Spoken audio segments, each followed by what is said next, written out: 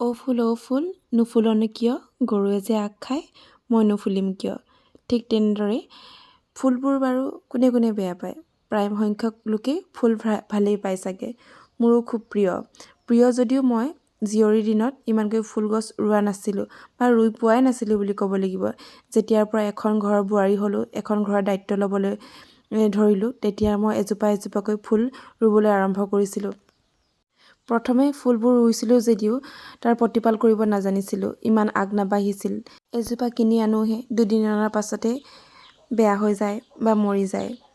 আকৌ আনো, আকৌ মৰে। তেনেকৈ ৰুই পাছত এনেকৈ ধুনীয়া ফলবোৰ দিবলৈ ধৰিলেগৈ। চাওকচোন কিমান ধুনীয়া লাগিছে। মই বাৰু আপোনালোকক আমাৰ ঘৰৰ ফুলনিখন দেখাবলৈ চেষ্টা কৰিছোঁ। যিবোৰ ফুল ফুলি আছে সেইবোৰহে দেখাইছোঁ দেই। যিবোৰ ফুল ফুলা নাই সেইবোৰ দেখুৱাই নাই।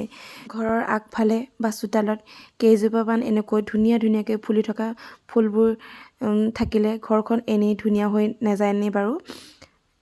আপোনালোকৰ কাৰ কাৰ ঘৰত এনেবোৰ ফুল আছে দেখাবচোন।